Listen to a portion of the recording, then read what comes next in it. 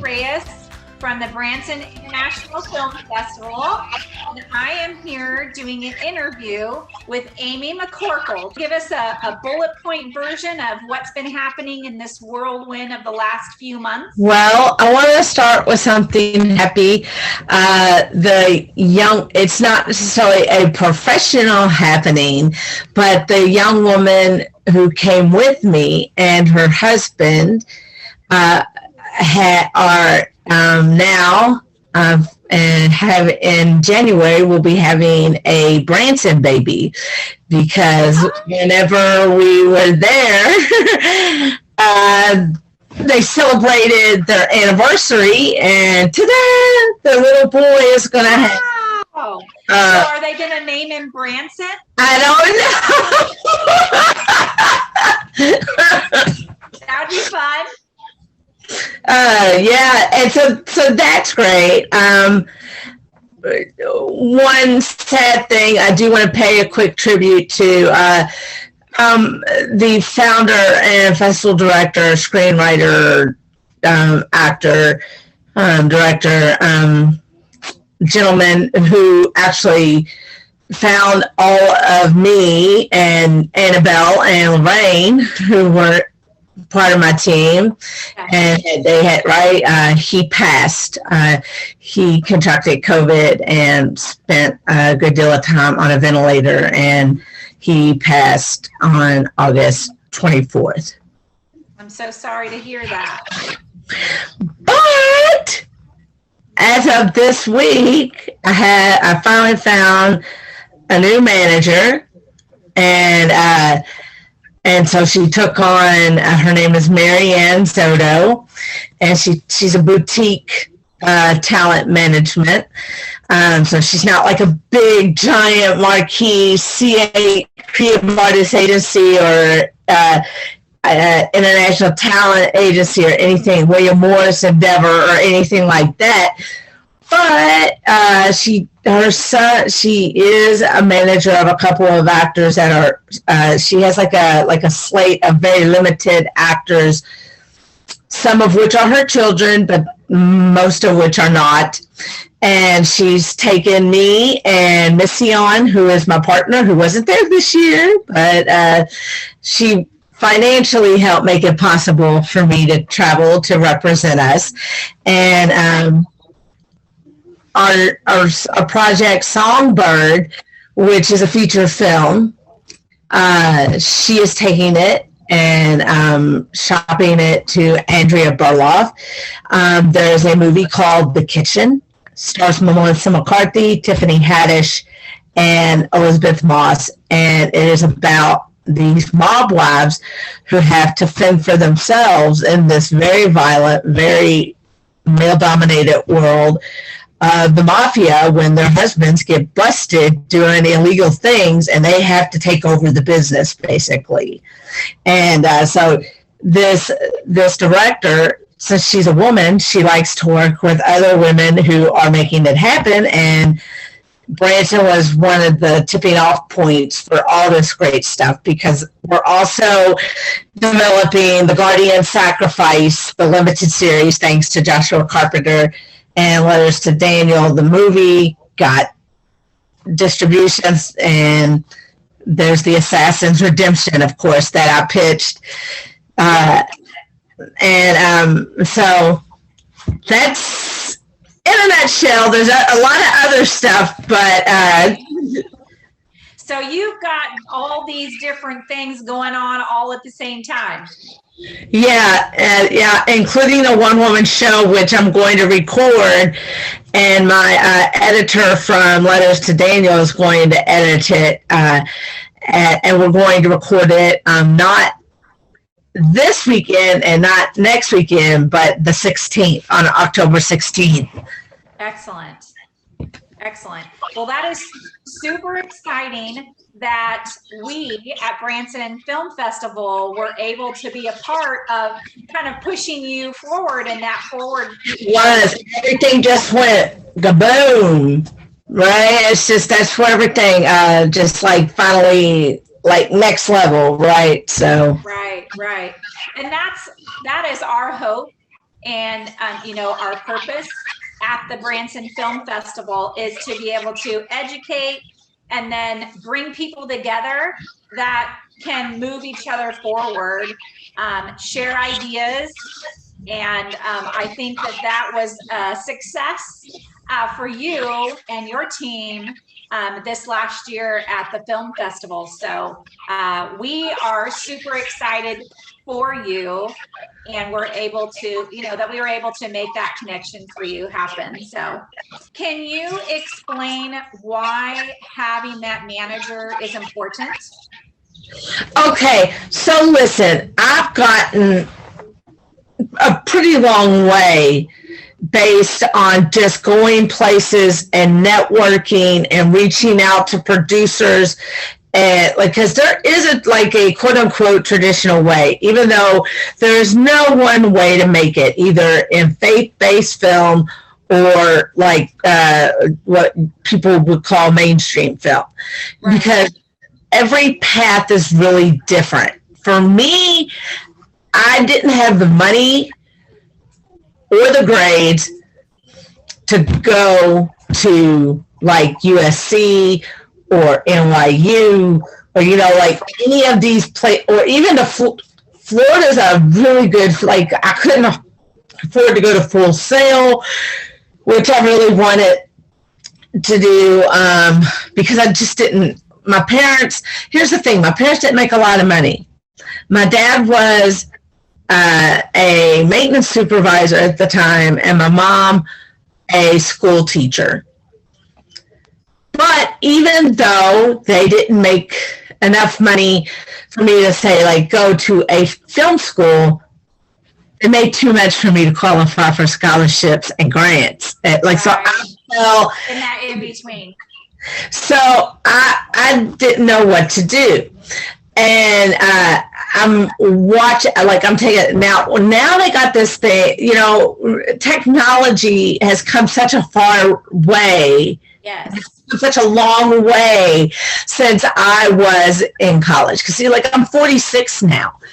And all my success in the film world and screenwriting world has been 39 and after, right? So like in 2014, that's when I first started hitting success in the screenwriting and documentary filmmaking world. And I learned by doing, I learned by networking. And in June of 2019, thank God I did it in June of 2019, I started pulling everything together in the late summer of 2018, actually. And I pulled those connections and called in those favors and, really, through God's grace and this willpower, we just like pulled it together and just made that feature film. And while it had its flaws, when people hear we shot it in 6 days, or they hear we only shot it for $6,000, they're like, what the heck? How did you make it look this good? And it does like right. So I feel like for $6,000, we made a film that looks as good as $100,000 and maybe sounds as good as around between 20 and that much. And it just goes to prove it's like this class I'm taking on master class. Like you don't have to go the traditional educational route. Right. There are now workshops. There are like 1-2 week master classes you can take. And like master class, you can learn from Martin Scorsese, you can learn from Spike Lee, you can learn from Ron Howard, right now I'm taking I'm doing the writing one, and it's Issa Rae, and she has a show called Insecure. And what she did was she said, she didn't see anything that looked like her, so she didn't wait for permission for somebody to tell her, okay, you can make your film. She just went out and started making her stuff, and she made it until someone paid attention. Right. And and networking seems to be my superpower.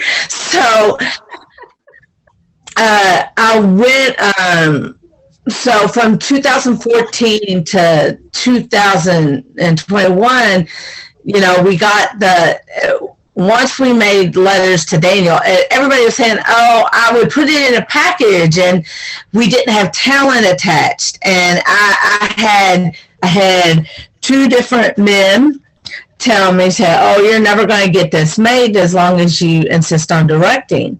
And it was like, if I just would step aside and let the all-powerful and all-knowing man do this for my unknowing little son. I'm like, man, I'm not an idiot. I've been doing little, you know, but I knew to surround myself with people, as my DP said, who would CYA, who would compliment my flaws, that they would know, like people who know how to do work lighting, with no lenses and stuff like that. I didn't know that, so I got an experienced DP. I'm not actually a natural born editor. I'm better at it now, but I got an experienced editor, and I met those people at AOF. And it's like different places provided different things. And the synergistic moment, AOF to lead to, like, Dell became my mentor, and he became a big push at my back. And he was like one of the only ones saying, just don't listen to anybody. Just go out, go make your film.